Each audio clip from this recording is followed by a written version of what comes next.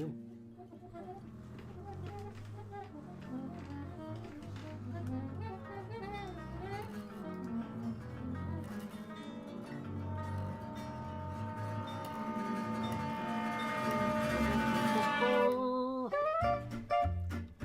We're working.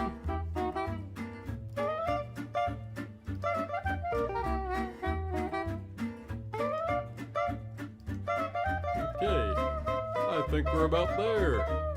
Hey, neighbors, who is ready for some fun herb talk? Shoutouts and other fun eccentric stuff today with eccentric nature. Woohoo! It's gonna be a lively one in the old house tonight. Got a bunch of different fun things ready for ya. Yes, good to see Frank Goodman around and the Garden and Blessings already here. Welcome, friends. Come on in. Come say hi. How you doing? Oh yeah. We're about ready to rock.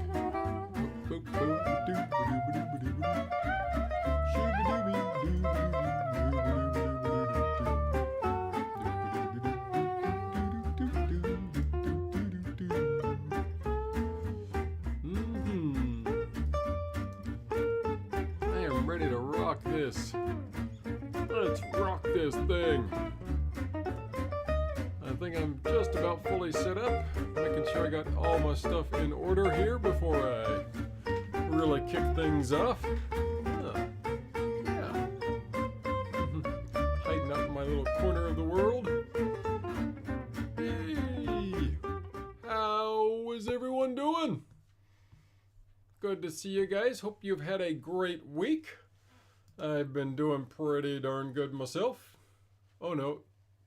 No, I tend to start off that way to make once I make sure I know I've got everything in order. Jason? Yeah. What I do first is I tend to just put that up. My hair's kind of going crazy today. I tend to just put that up and then talk a little bit once I make sure I've got all my setup correct. And then I'll pop on and be like, "Hi, how are you? Nice to see you." So yes, I am on now. Ha ha ha. Welcome to the house. And yes, so how's everybody else been doing today? I just got done shooting one of my next videos today, which is going to be on the history of garlic. This week, if everything goes right, the history of cinnamon will release on Sunday. If you haven't seen it yet, please check out Why Do Vampires Hate Garlic, which I just released on this last Sunday. Yes, great video. Give it a look.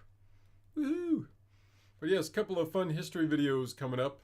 And most of December is going to be cinnamon, cinnamon, cinnamon. It's going to be, you know, the lovin' cinnamon month because it's a very big Christmassy type herb. So I was like, yeah, let's do lots of cinnamon videos. And that is my plan, and I'm sticking to it.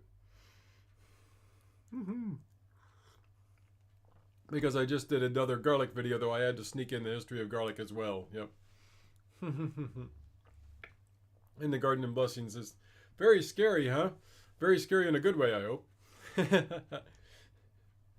Because I was trying to have fun with the scariness. Obviously, when you're talking vampires, there's going to be some blood and stuff coming around. It's kind of part of the deal, so... You gotta have to expect that.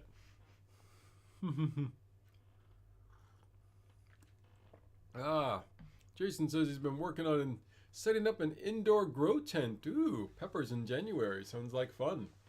Very nice. Yeah, I've been working on my outdoor ones recently. I've got everything set up and I almost got it done, but just ran out of time because I was busy recording and other things. And because of work on Monday, I didn't have time to do it yet. But I've got everything out front now, and all I need to do is take like another 15-30 minutes to go outside and plant my rosemary and lavender out there. They're all ready to go. They're in there, and I just need to finish it off, and it'll be good. So, yes, hopefully soon I will have some growing monster lavender and rosemary out in front of my house. Get some super bushes going. I don't know how long they take they'll take a while to get super big, I'm sure, but it'll be nice to see if they do start growing during the winter here as it's cold. But because they're being transferred into a much larger soil, I'm hoping I can at least see them start booming up a little bit. It won't necessarily be huge or anything, but hopefully a little bit. That'd be nice. Otherwise, I got some extra new soil bits for that because rosemary likes a loamy, sandy soil. So I got some fine sand that is good for growing things like herbs and is supposed to be good, perfectly suited for rosemary. So I'm mixing a bunch of that sand in with the soil to keep it nice and happy. And I actually got some other bits too to mix in there to make it a little bit lighter and not such the heavy, dense soil that I have that's out front right now. And I'm sure that'll help it grow a little bit better. The lavender, on the other hand, can probably handle a little bit of a denser soil, but it too as well probably needs a, still somewhat of a lighter soil. I don't think I need to make it as light as the rosemary, but if I make it a little bit lighter, I'm sure that'll be helpful for it. Yeah, so let's kick things off here. Welcome GLG to the house as well. Good to see you. Seaglass is here. Hey, Hall. All right. So, yes, I want to do some channels and some trivia today. I've got both of them ready to go. I think I might start off with a little bit of trivia. I think I need some music first. Here we go. Get some music here.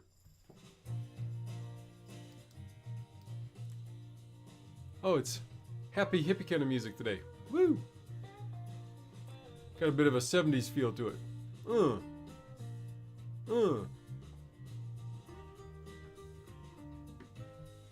Feeling laid back, alright. Chill out with the music today. Alright. So, where's my trivia questions? Here they are. Okay. Here's the first trivia question. Now, this herb is referred to as Joy Mountain, and crowned young and they often in the old days they would crown young couples with it, essentially making a wreath or something out in their headdresses during wedding ceremonies. So they would use it in head wreaths for people back in the old days. And it was once believed that this herb would help nurture love, and it was added to food to help promote civility as well.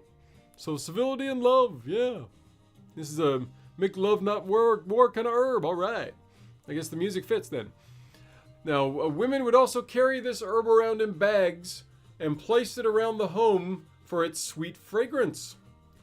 And I have one more that might give it away to some people, but I'm going to hold off on that one until I see some people guessing what this herb is. So, give me your guesses. What is this herb? This deserves a little bit of this.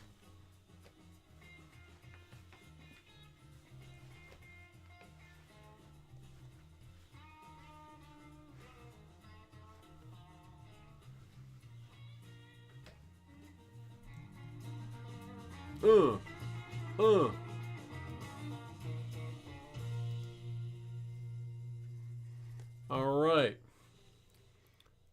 Jason Avers has a 9 to 10-year-old rosemary. Nice. Awesome. Yep. So is River Bottom very sandy? Yep, very true. In the Garden and Blessing says lavender. It is not lavender.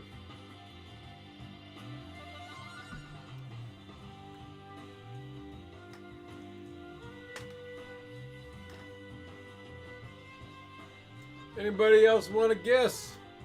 In the Garden and Blessings, number 2 guess is marjoram. It's marjoram! You are good. You're too good at this. Yes, it is marjoram. Good job. Woo! Yeah. So the other little bit on marjoram is that actually before beer, they would use marjoram quite a bit to help make beer. Yeah. So it is the precursor to hops in beer. So, if you really are desperate and you don't have any hops, you could get out some marjoram and make yourself some beer maybe. I bet you it's going to be a different taste. They make, I bet you some beer makers out there still use this these days because there's so many different craft beers that I bet some people would go back to this one to actually make it because it is such a, unique flavor to actually add to a beer, I think. All right, marjoram.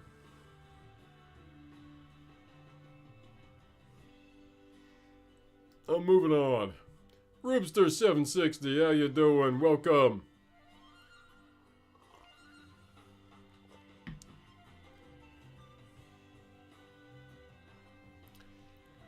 I'm feeling very, loose 70s psychedelic with this music, man.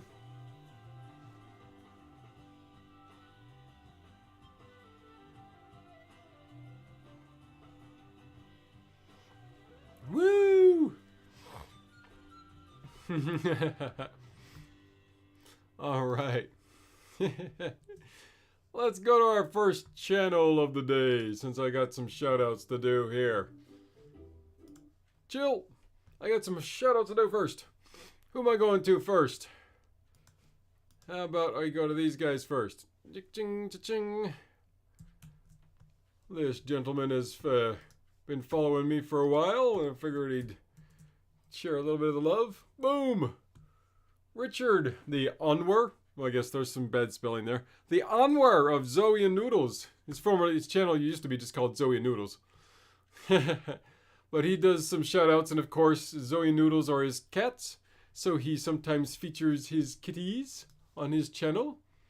Well, let's show you his channel. Why not? Eh? That's the whole point of this shoutout, right? You gotta see the channel. Boom! There he is. So I guess he's actually updated his channel, and this his Zoe and Noodles channel maybe is a different one from this because he doesn't have much content on here, and he's been. I seem to remember under Zoe and Noodles he had posted a lot longer than this, and a lot more of his stuff is more of his him shouting out other people, looks like, and doing other miscellaneous content, but he still has his cats on here as well. Yep, big fan of the cats. Let's go check out one of the cat videos. Oh, I already saw this one. Yeah, this is a good one. He's chasing a lizard around.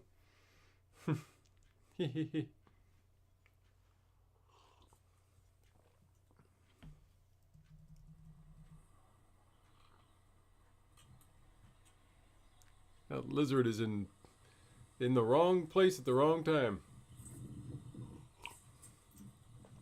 Run, lizard, run! Save yourself!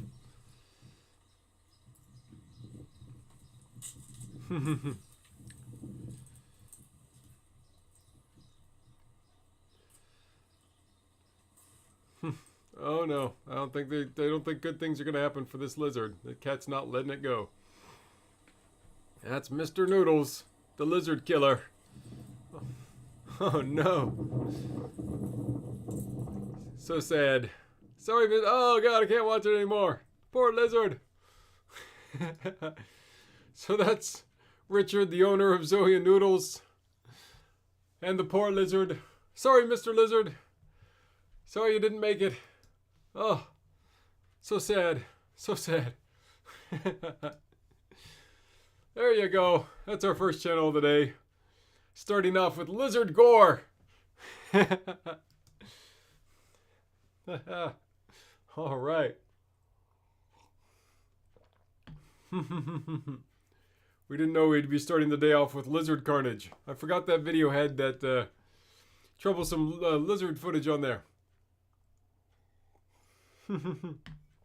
All right. I guess that means we should move on and do some more trivia. Something slightly happier than lizard death. All right. Here we go. I got another one here. Boo-doo-doo-doo.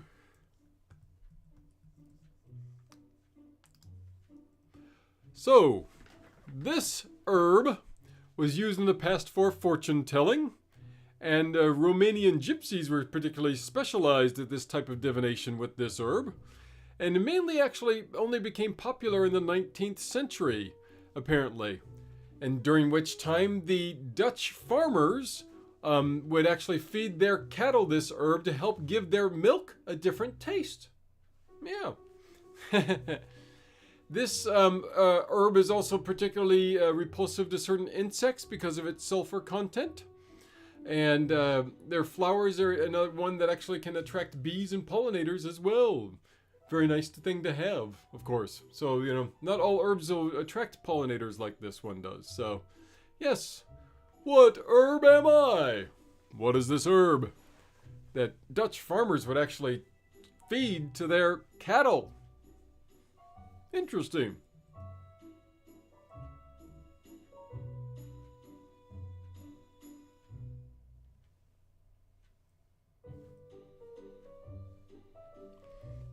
Anybody got a guess? What is this herb? In the garden and blessing says honeysuckle. It is not honeysuckle. Next guess, please. Anybody? Throw an herb out there. Any herb if you don't know what it is. What could it possibly be? And oh, she's getting inventive. Bay leaves. It is not bay leaves. No. Round number 2. No, not bay leaves. So sorry. Good try. Good try. Anybody else? Somebody's got to get a guess out there. I love growing this herb.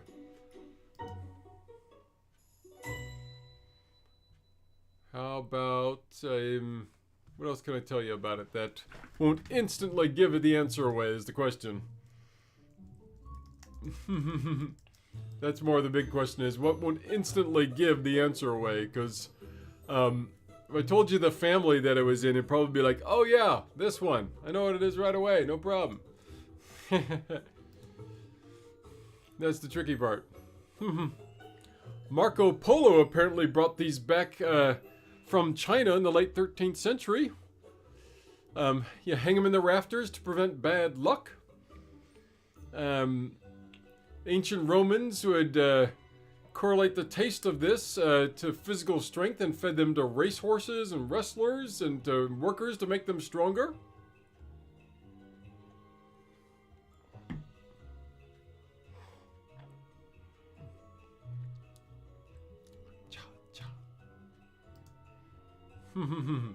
Oh, we got a couple mint guesses. No, it's not mint. Is this a private party? Of course not, Rex George. You come on in. It's a party for all you herb-loving, eccentric, nature-loving people. Woo! We are trying to guess what this magnificent herb is. It has, let me see here. What else can we say about it? Trying to think. They give a list of stuff here that I'm like going, what can I cover that won't exactly give it away right away? It's often used paired in cheeses. It can be used in cheeses and other flavorings along those lines. An old British tradition suggests using it to border one's garden with, or hang it over the doorway to help prevent evil spirits. Another one of those great evil spirit preventing herbs. Always good to have around. And it's part of the onion family. Who's going to say it? Who's going to say it? It is not yarrow. Garlic, marigolds. No, no. Not mugwort.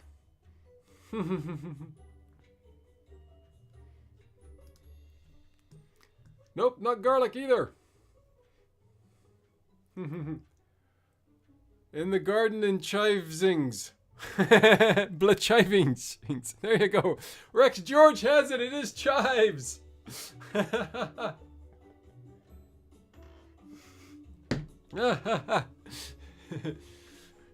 Yes, the Blachivesings.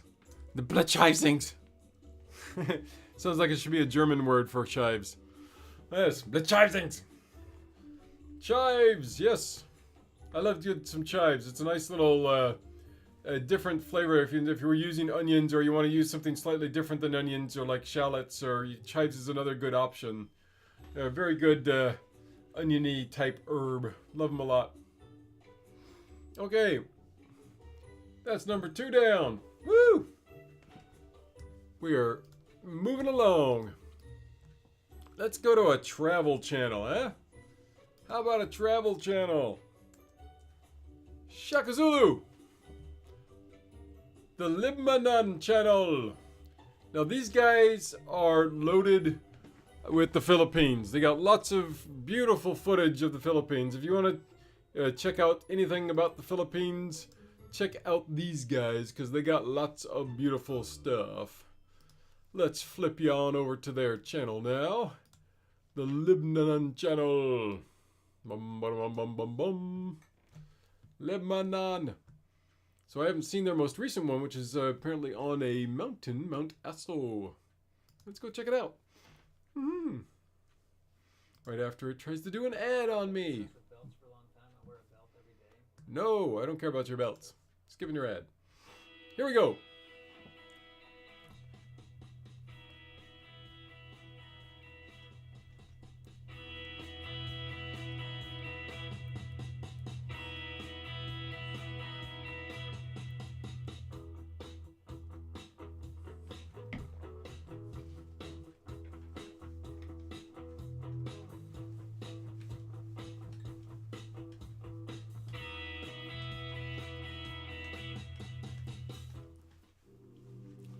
Like that intro music, man.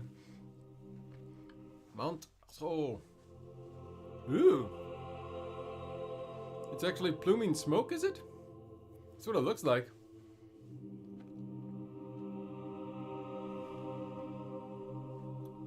But as you can see, these guys get some really amazing, it must be drone footage or something, because, yeah, look at this good quality footage they got here.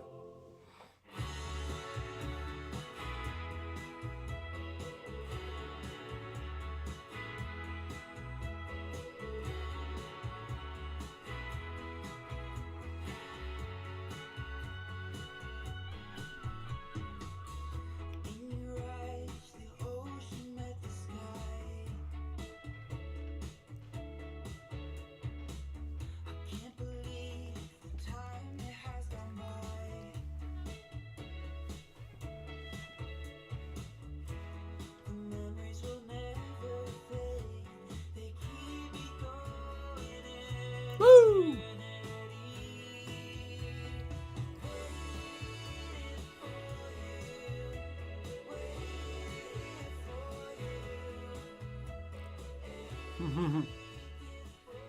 It's a real... Which one? I don't know which one is the actual mount, or he's just going through a bunch of footage before he actually gets to the real mountain.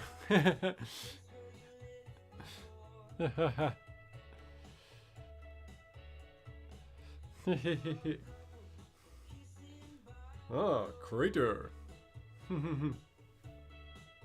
Wow. So apparently the crater still has lots of smoke coming out of it. I can't tell if there's actual smoke coming out of it or if it's like just foggy area. Interesting. So yes, there you go. That is the Libmanan channel. High quality footage of the Philippines. If you want to go check them out, please do. All right. Libmanan channel. Yahoo!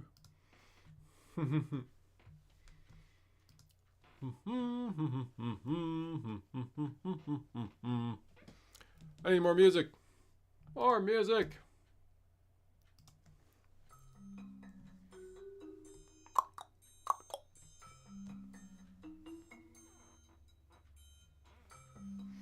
All right. So, where are we at now? I got some more herbal trivia hiding around here somewhere. Yes, I do. Okay. Here we go.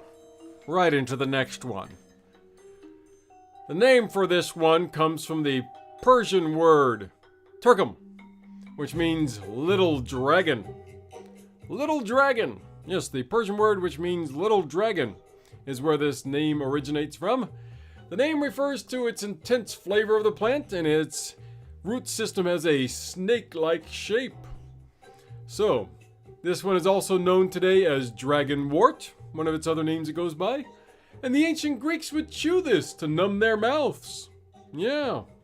And before it actually became used more as a culinary herb, back in the old days with the ancient Greeks and others, it would actually be used more as a numbing agent or a pain-killing agent than an actual food agent. So yeah, that is its beginner history.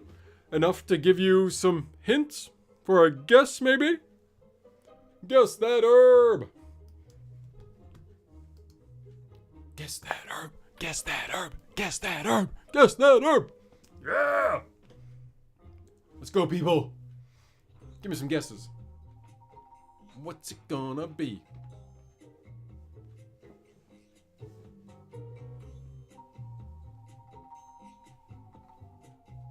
It is not cloves, but a good guess. Another numbing agent there, GLG. Very true.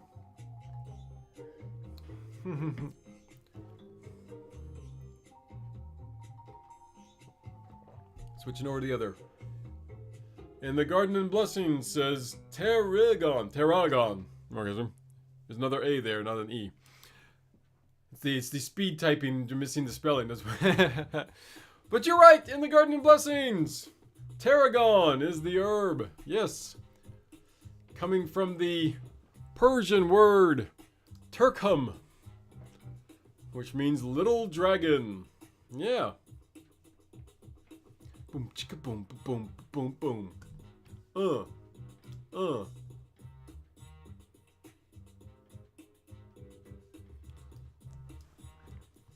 Let me see if I can find this channel here real quick.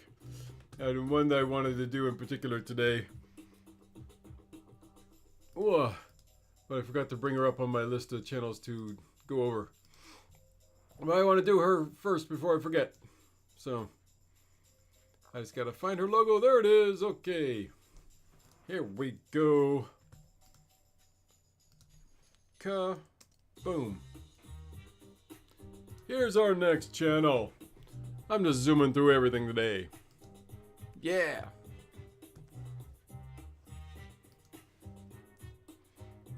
I don't remember if I've seen Tarragon Roots recently either, Jason Avers. Yeah. Tarragon Roots. No. Oh, yeah. Here we go. Boom. Next channel.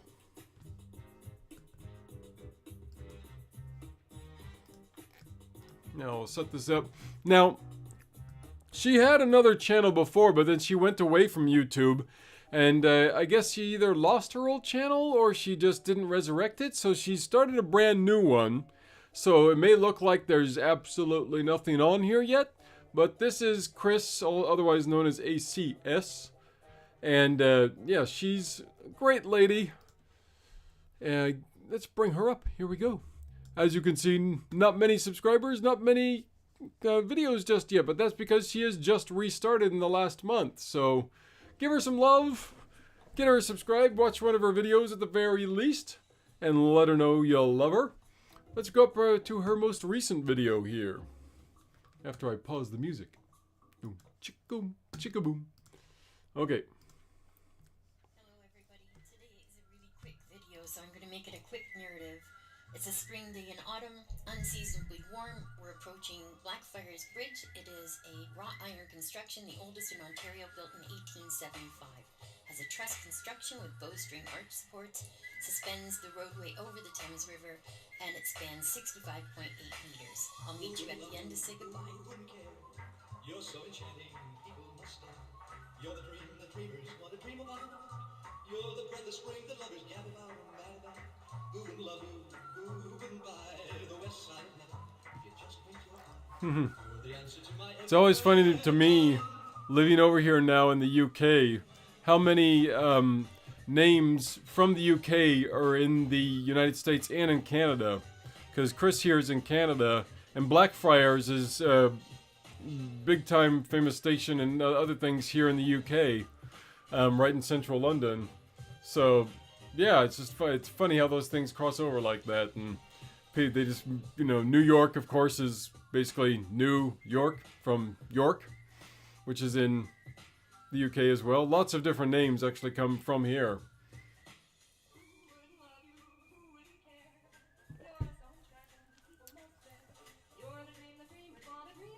Woo! More fun music.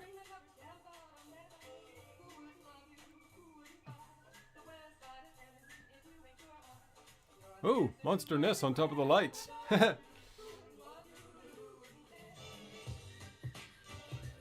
So Chris obviously likes to do lots of fun photography, and she'll sometimes come in during her videos and she'll talk as well, but sometimes she'll just show you a bunch of really cool photos of stuff she's been checking out. She's a big fan of birds and flowers and things as well, so that's why I like her. Not the only one that's feeling it springtime. The talk of the walk today is the salmon are spawning, and there are millions of them. So enjoy this little glimpse of them. Wow. It's amazing in that shallow water how many of them you can see. Reminds me of back in Alaska. We got the same thing in some places.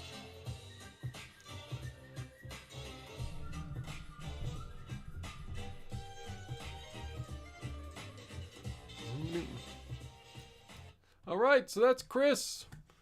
Go check her out. Woohoo! Chris, ACS. A, capital A, small c, space, S. Yeah.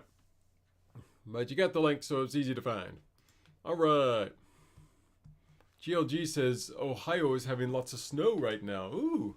Apparently they said it's supposed to actually snow here in the UK this week. We'll see if it happens. That'd be interesting. I wouldn't mind a little snow. We don't get it very often. And yep, Jason. Yeah, so Jason Avers just said posted one of them. Nova Scotia essentially is New Scotland. Yep, whole bunch of those names. You know, pretty much every major city in the U.S. Any old city comes from being over here. Same thing with Boston and yeah. Ones you don't necessarily think about as much that are all still based because they came from the UK, because the settlers came over and they named everything. And they just wanted to have that feeling of home, I guess. Yeah, there you go. Woohoo! I need to get some footage to show you guys about for the garden, but I'm making progress with outside on my little bird area, and I got in a bunch of new brackets finally because my old ones disappeared thanks to my Hermes. Thanks, my Hermes. You suck. Okay, you suck. But the new brackets came in, and I hung them all up. So I've got one of my hanging baskets hanging now, and I hung up a ton of bird feeders, and I've got to get. I actually need to do a little research. Unless anybody knows, does Surrey get many hummingbirds? Because I've been contemplating getting a hummingbird feeder as well. And I'm not sure how many hummingbirds we get around this area. And every time I think about it, I keep forgetting to research it. In fact, I should do that right now. Well, I'm on there. Why not?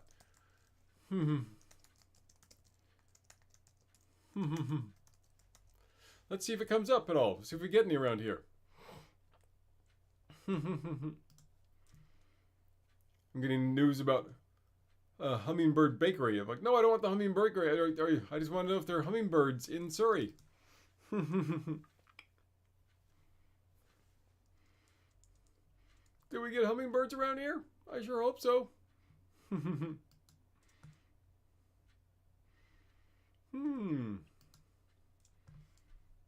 Apparently some areas do. So that'd be good.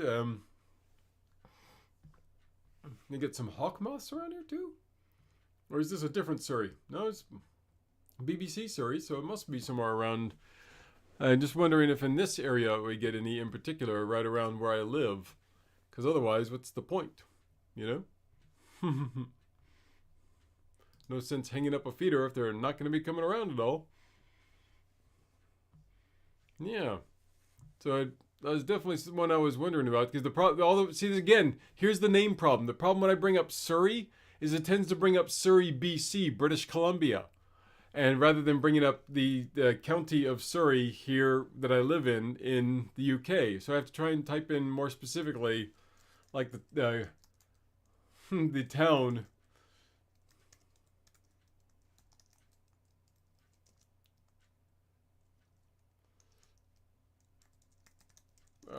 See if it comes up with anything. Are there any sightings for hummingbirds in this area? Ooh, hummingbird migration. Here we go. Hummingbird Central. That probably will get the job done. The hummingbird migration map. Ooh. Even more sexy. Let me see if I can show you guys this interactive map here. See if it'll load. So yeah, if this comes up, here we go. That's the United States though. I don't want the United States. I want the, I want the UK. I need a migration map over the UK, please. Let's see if it does it for the UK too, because it has one that covers the US I just found, a hummingbird map, but I'm not finding one yet that covers the UK, which is what I need. I need to find out about hummingbirds in the UK, man, because I know we get them. I know they're over here. I just don't know if they are in the Godalming, Guildford area. And that's what's important. Maybe I need to type in hummingbird migration map UK, I guess. Hummingbird migration map UK. Let's see if that helps. Give you guys a little hummingbird migration action here. Bonus footage! Here we go. That looks like a UK one. Let's see if that'll work.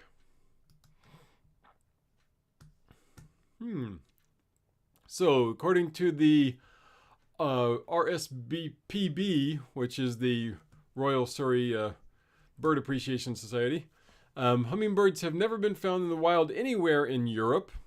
If you think you've seen a hummingbird, it most certainly is a hummingbird hawk moth. Interesting. So not necessarily any hummingbirds over here? Do we just get hawk moths? Huh. Oh, that's interesting. Yeah.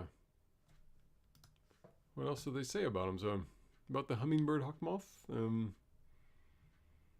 Yeah, they can be seen somewhere every year. Been recorded in every county as far north as Orkney and the Shetland Islands. Hawk moths have. Why not hummingbirds? So they're not. The native range covers most of the Americas, and hummingbirds are very difficult to keep in captivity. So yeah, so basically we don't get hummingbirds over here apparently. Apparently that I was misled about that fact that we actually got hummingbirds over here. So apparently I need to attract some hawk moths, I guess, because those are cool too. I don't mind a little hawk moth action. Nothing wrong with hawk moths. Yeah.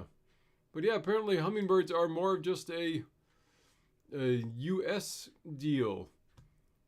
And it looks like you get them mostly on the East Coast, looking at this map here. I'll go ahead and show you the map anyways. Here's the U.S. map. And you can see like it's overloaded with the one species in particular really coating that East Coast. So if anybody's on the East Coast, you're probably getting some massive hummingbird action over there. You can feel free to put up a nice hummingbird feeder. Here the ratio is supposed to be like 1 cup of sugar to 4 cups of water. Is that right? Something like that? If I remember right. That's supposed to be the right rotation. Yeah.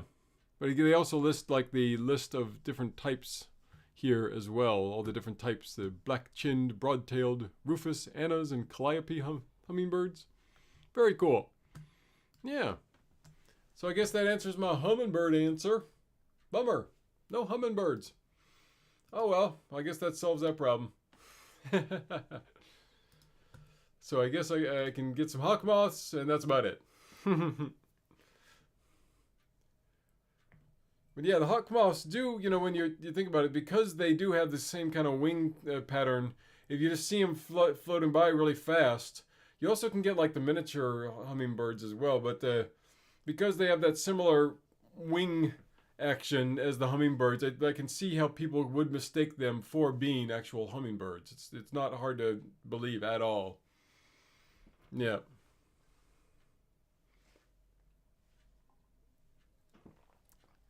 All right, so I guess that answers the other feeder action. And one of the feeders I ordered actually was a peanut feeder with the grating on the side. And I actually came broke basically. When I arrived and it was already broken, and so I contacted them and said, "Oh, can we just get a refund or something?" And they and while that was in process and I was waiting to find out about that, I went and bought another one from just yesterday, and then this morning I got a message from them saying, "Oh no, we'll just send you out a new one, and don't even have to send the old one back." I'm like, "Oh, well, I guess I can hang a suet feeder as well." So I'm going to have pretty much every different type of seed imaginable to try and attract every freaking bird in the nearby area. I am going to get massive bird population here eventually. Yes, I will. And I emptied out my my bird bath today because it was looking really skanky, and you really got to keep the water clear if you want to attract them to that. And I was also thinking, like, now that I got it, that maybe I should have gotten one that's not so much a bowl and more of a tray kind of action, because you have to keep the water rather shallow, because I don't want to necessarily give them too much water and then they're like going to be drowning in the water. It'd be too much to splash around in. So I just have to give them a little bit of water so they can splash around and get themselves their bath and then flitter on to other things. But you can only do that with the big old bowl one I got. I have to be careful with filling too much in there, especially because then if it rains, all of a sudden the water level rises and then I've got too much water in there. Boom, no problem. So yeah, I have to just be careful about that with my new bird bath that I have out there. And I did do what I had talked about on one of the previous shows, which is I created a little tray. So let's see if I can do this without much difficulty here. Let's try it. Okay. You're going to watch me do something really weird in a second. Okay, look out. Books and stuff moving out of the way. Weird noises happening. Lift. All right. So, here we go. I had a couple of these grates, like these paper ones that you just normally hold papers in, like this. Okay. And I took one that is exactly like this. I had two of them. And we attached with some, what do you call it? It's the hot glue, like a hot glue gun. And we attached a couple pegs with some hot glue guns to the bottom of it, so it would be slightly raised off the bottom. But the tray that I have their bird bath sitting in as well, right next to it, I set one of these with a bunch of sunflower seeds and peanuts in there as well, to attract all of the birds like the robins and such that like just picking food off the ground. So the ground feeding birds. So I did that little trick for them in particular. But right next to that, I've got 3 hanging feeders already, and they actually are spaces for 4 more that I could put up there. So I could either do hanging baskets or more feeders. And at the moment, it's probably going to be lots more feeders. Yeah. So yeah, little garden action update there. Not so much garden action, more bird action update right there. That is the current update with those guys. And otherwise, I haven't done too much else in the garden lately, just because there's not at this time of year, there's not much for me to do other than trying to set up the front area, because I really want to get that rosemary and lavender in while it's winter. So then come summer, it can start, zooming up. That is the plan.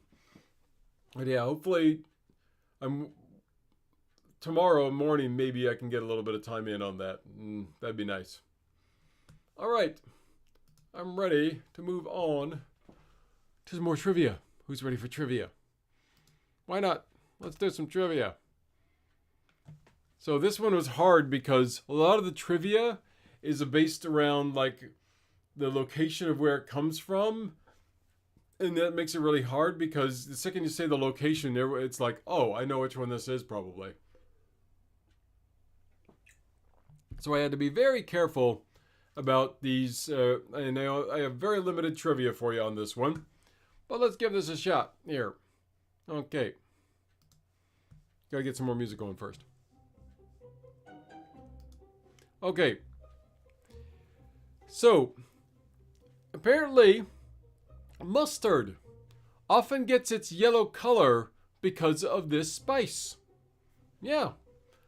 And they added as a coloring agent to make the mustard more yellow. And so there's your first hint right there. And speaking of the color, it's because of its bright color, it's often used as a dye as well. Okay, that's all you're getting today. It's often used as a dye, and it's used to make mustard more yellow sometimes. I think you're still going to get it. Jason Averett says saffron. It is not saffron, actually. But GLG says turmeric or saffron. It is turmeric. See, I knew this would. I told you, this one is so easy. The trivia based around turmeric is just so easy. There's so many different ones where it's like it's actually called Indian saffron in a lot of places. And it's like, well, Indian, the second you say India, anything, and it's like, well, turmeric's like one of their major crops over there. Like 80-90% of turmeric is grown in India. So it is normally more orange. There are certain varietals that are a little more yellow. But the turmeric you normally know and get is more orange. But yeah, they can use it as a dye, or they do sometimes as a balancing agent. I mean, because orange isn't that far removed from yellow anyways, so depending on what you're balancing with, they may be using the orange varietal, or they may be using the yellowish varietal. Yeah. But yeah, see, I knew that one was going to be dreadfully easy. Okay. Speaking of mustard, I just brought up some fun mustard information here, and I didn't know how to put this quite into a trivia, so I figured I'd just run through this here. There's some fun mustard information. So, the Romans were probably the first to experiment with the preparation of mustard as a condiment. Now, they would mix unfermented grape juice, known as the must, with ground mustard seeds, which was called sinapis at the time, to make burning must, or mustum ardens, hence mustard. So, mustum ardens, mustard. That's where the name probably comes from. Now, Dijon mustard, the particular varietal known as Dijon, originated around 1856 when Jean Naigeon of Dijon replaced the usual ingredient of vinegar with verjuice, the acidic green juice of unripe grapes. Now, most mustards from Dijon today contain a white wine rather than the verjuice, but that's how it started. They actually put a different additive in it to make the Dijon instead of making the traditional mustard. The use of mustard as a hot dog condiment is said to have been first seen in the United States at the 1904 St. Louis World's Fair, when the bright yellow French's mustard was introduced by the RT French Company, not the French Mustard Company, but that's what they're most known for, is French mustard. French's mustard, yeah. Now, the most commonly used mustard in the United States, and tied with Dijon in Canada, is the American yellow mustard, sold as yellow mustard, which makes sense. The yellow mustard over in the States, though, is much different from the yellow mustard here in the UK. It's actually a much spicier mustard over here, and I actually much prefer it to the United States mustard, which tends to be more of a sour mustard, I would say. You guys let me know what you think. Is that the American mustard seems a little bit more piquant or soury kind of flavor compared to the UK one, which is definitely much more along the lines of a spicy Chinese mustard, maybe. But yeah. That is some fun mustard history for you. Why not? Because we're here. Yeah. Does anyone have a preferred mustard? Do you like the Dijon? Do you like the yellow mustard or the UK mustard? Let me know in the comments. Personally, I love Dijon and I love the UK one. The American one, not so much. I would never have American mustard on hot dogs. I would always just have ketchup and maybe mayonnaise on them, actually. It was my go-to way of doing hot dogs when I would do ones back then. Of course, if you have a really good ballpark dog at a baseball park, you can just do them plain. Really good hot dogs, when I used to have regular hot dogs and not be vegetarian, the good ballpark dogs, there's something about the way they make them that you can just do a ballpark dog, nothing on it, straight, and it'd be perfectly darn good, I tell you. I remember when I was younger having some good ballpark dogs that I was like, I don't want to add anything to this. This thing's great as it is. Mm-hmm. Yep, Jason. Yeah, so that you like the spicy brown, which is probably more of a Dijon with some horseradish. Yep. French mustard can be rather bland. Yeah. Well, they're not necessarily a good Dijon is definitely not bland, I would say. But there's certain varietals, different types, because there's different companies that make them. Yeah. Mm-hmm. GLG says, I like Dijon or yellow, either one. Yeah, don't care for the hot kinds. Okay. Ooh. Ken's honey mustard. Well, honey mustard, yeah, is tasty. I like a good honey mustard, too. Yeah. And I agree with you there in the Garden Blessings. I haven't had a honey mustard for a while, though. Now, come to think of it. For some reason, I don't remember the last time I actually had honey mustard. Huh. I'll have to get some again. Yeah, because I like honey mustard. But yeah, we're just having we did a pseudo Thanksgiving meal last week, and my wife was just finishing off the leftovers today, and with that we had some of the English mustard with that, not the Dijon mustard, as part of her chicken turkey action and my fake turkey action, my vegan chicken turkey action. All right, we are moseying right along here. French's or Ken's is available here, yeah. I tend not to go for the old French one over here, though, that's for sure. So,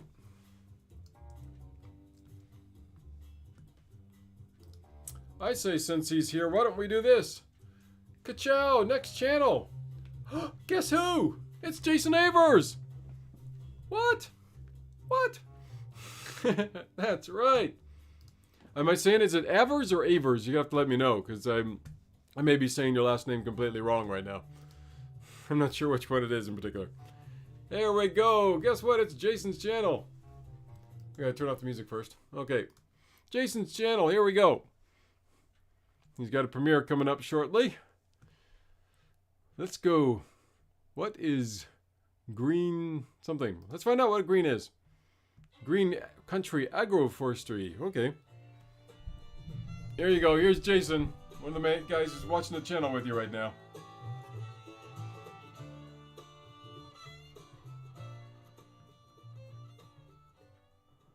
Hi, I'm Jason with Green Country Agroforestry. That's the way I start most of my videos. Of course, my name is Jason. I live here in northeastern Oklahoma, and I live on a 2-parcel piece of land. There's my mother-in-law's house immediately behind me, and of course our place is over here. Mm-hmm. Both lots put together amount to about 1/3 of an acre in total, including all the houses and outbuildings. There's sheds there, garage and carport, and another shed behind there, and a well house. Green Country is actually the invention of the Oklahoma Department of Tourism, and the region of land that it occupies is roughly from Interstate 40 north and from Interstate 35 east, so the northeastern corner of Oklahoma. This corresponds with the territory that was once held by the Osage Nation until the U.S. federal government convinced them to give it up to create a buffer zone between the early United States and the indigenous tribes to the west.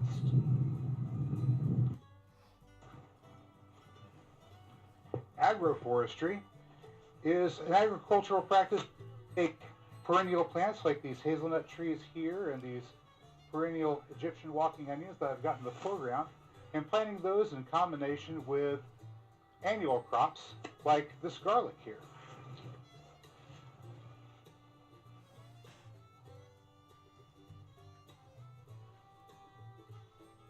As of right now, there's around 7.8 billion people on planet Earth.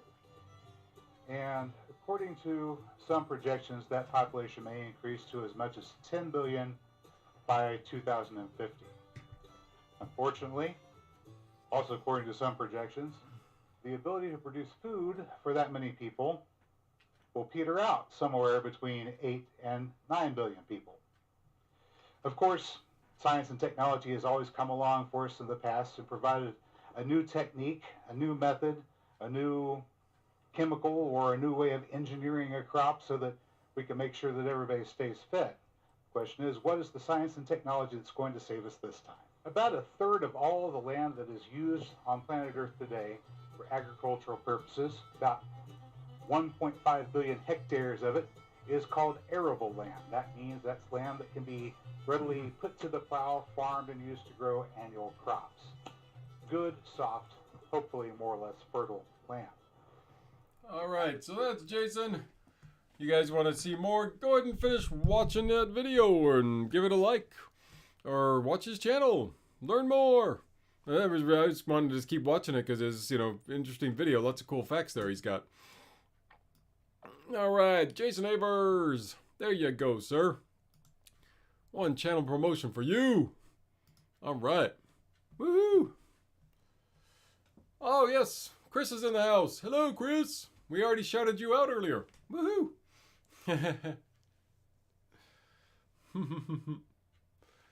GLG saying, rock that beard. Nice. Catch up on the comments here. So, what else is this? Chris? It was Chris saying here. So, greatly appreciate the shout out. Yes, you are welcome. Well, enjoy the replay, Chris. Wow. All right. Scene where I neglected the Enju bears. Ah. Standing next to the Enju bears. Very nice. All right. Where am I at now? Do I have any trivia left? I think I got another one left here. Yeah. All right. Here we go. Next one. I need some different music for this one. Here we go.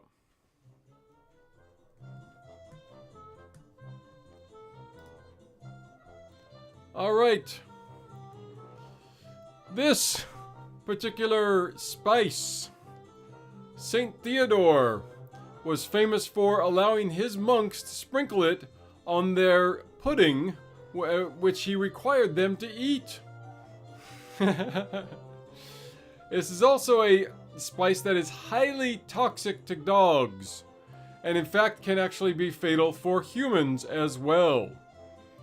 That right there is about all you're gonna get. It's actually the plant that this come from actually yields another spice as well. There's another one for you. 2 different spices actually come from the plant that this one comes from. So bonus if you can name both spices for me. Here we go. Name that herb.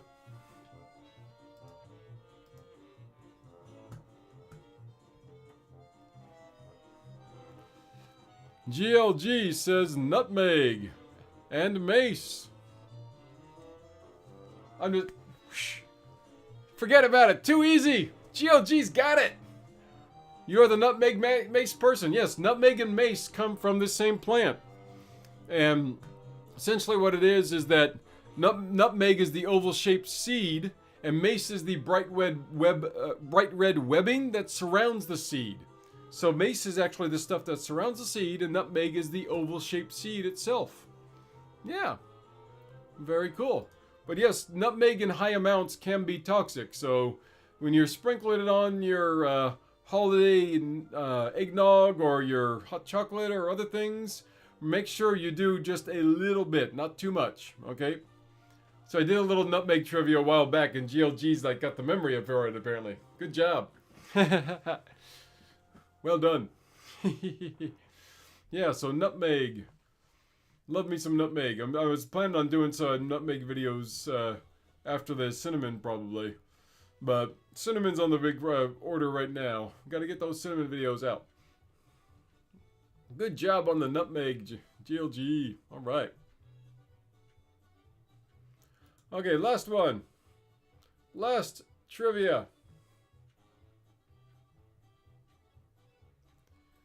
I got one more channel I can do too here. One more channel, one more trivia. Then we're gonna head out for the evening. And go other places, do other things. I'm going to do this lad here first. Let's do this guy here today. Here we go. What is with the mandatory pudding eating? I know, man. It's funny how that works, isn't it? That Expedition Homestead, welcome. Yeah.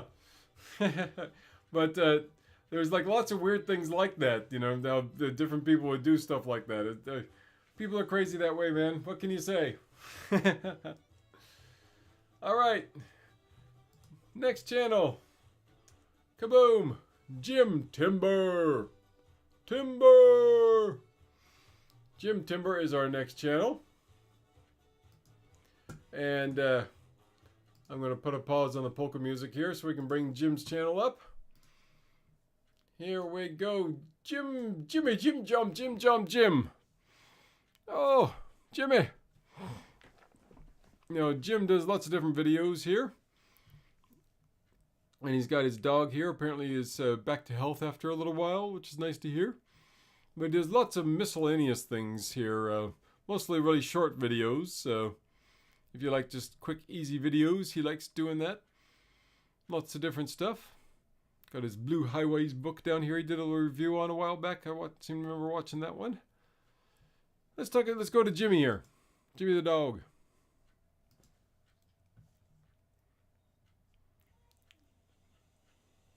Jimmy, it's cool enough, aren't you, mate?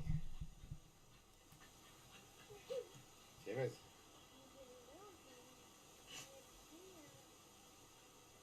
Jim Timber.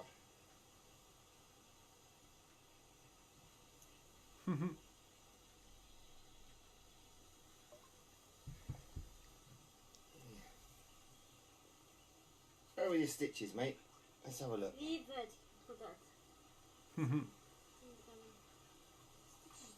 Where were your stitches? Have a look.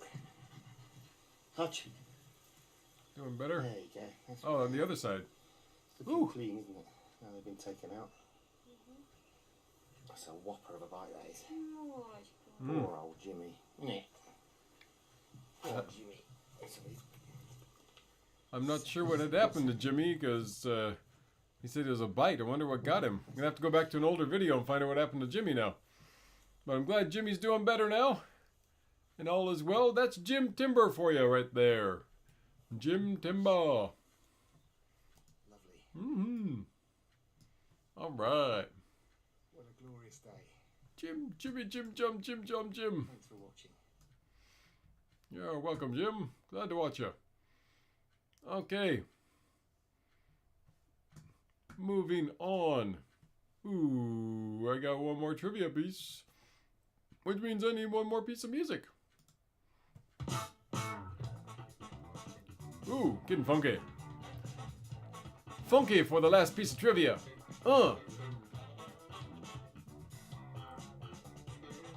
The ancient Greeks would use this for the production of perfumes.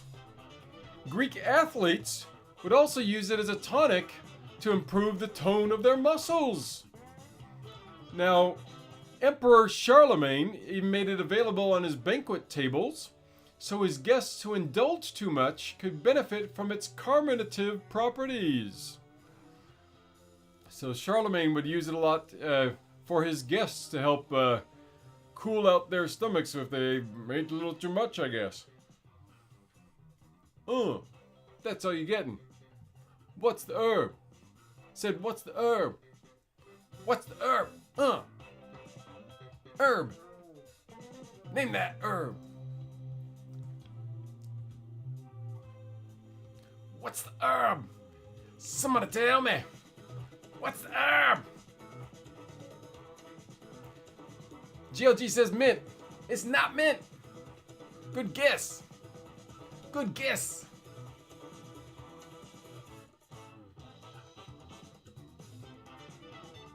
Mint's a very good guess because it does have really good carminative, stomach cooling out properties as well.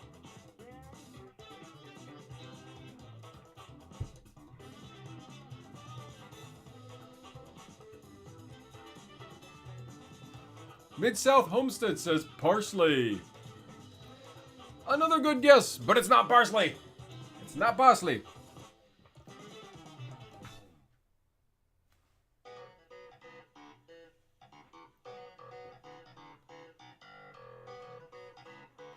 Well, menthol is one of the things that mint has in it, especially peppermint. But that's just the actual chemical, not the actual herb. So.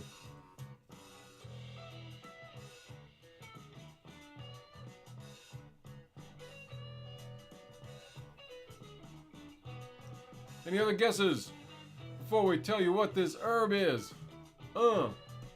Herb. What's the herb?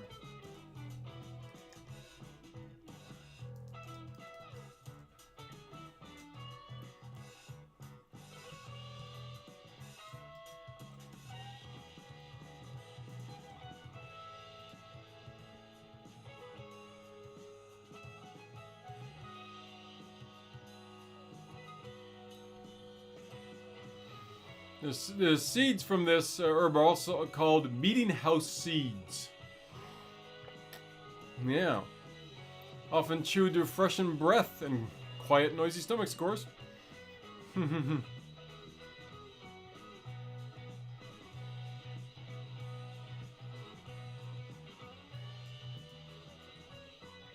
got some eucalyptus guesses. Ooh, nice guess. It's not eucalyptus either. Are we gonna get this one to actually go through? This one gonna sneak through? Nobody gonna guess it? We got a coriander guess. It's not coriander. Mid-South Homestead says fennel. It's not fennel. Holy cow, this one's making it. It's making it to the finish. GLG says anise. It's not anise either. Go herb, go. No one's gonna guess you. And the Garden of Blessing says marjoram. Oh, it's not marjoram. It's still on the table. Can they get the herb? Will it happen before the end of the song? Oh my gosh. We're making history here. No one's gonna guess the herb. Holy cow. It's amazing. It's also referred to as a dill, I would say weed as well. But this one in particular has a licorice-like flavor, which is similar to caraway or fennel, but it's dill. We are talking about dill or dillweed. Yes. In the 1st century Rome, dillweed was considered a good luck symbol, and the ancient Egyptians would use it to ward off witches and as an aphrodisiac. Woohoo! Many different cultures would cultivate it for its medicinal qualities, of course. It's even mentioned in the Bible. As well as the Puritans and Quakers would give it to children to dill seeds to chew on while at church to help suppress their appetites. Yeah. You don't think of it as a breath freshener, but apparently it was used as that quite often, which is why everybody I think went to the mint right away when they heard the breath freshening one. Yeah, so dillweed, dill. Very cool. And it apparently was highly prized and taxed a lot back in the old days. So Edward I of England didn't have enough money to repair the London Bridge at one point, so he imposed a tax on dill and other spices that the chefs brought in order to help raise the funds. Yeah, there you go. Dill. The power of dill. The one surviving one that made it through the gauntlet. Yeah, last time you guys got dill real easy because I threw out the whole pickle thing. But this time we made it a little bit tougher and dill snuck through. You guys got it in the end there. I mean, I see a couple of people who actually said dill right before, I guess right about the time I was describing what it was. Time delay and all, you know. Good job with the people who got dill. Quite nice on salmon, yes. Goes well with that, yep. Woo! Alright. That was my last trivia one that I drummed up for the day. I could probably go find some other trivia quizzes that other people did, but these are ones I just pulled together myself for fun. And I'm going to get moving on. I've been going over an hour. I'm getting tired. Woo! What's for dinner? What is for dinner today? We are making jambalaya today. Vegetarian jambalaya with some cornbread. Woo! That's my dinner today. What are you guys making? I'm That's what I'm going to go do as soon as I'm done here. I'm going to go get some jambalaya. Anybody else making anything exciting for dinner before I head on down the road?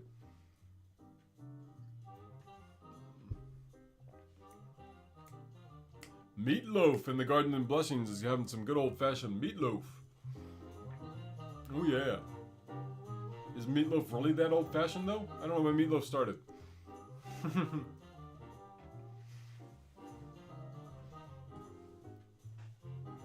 Turnip greens and cornbread. Oh, more cornbread in the house. Mid-South Homestead. Cornbread friend. All right. Ooh, Jason Avery's doing some sushi rolls and enoki mushrooms. Very nice. Yeah, we have a great cornbread recipe that I love a lot. It's super tasty. Love me some cornbread.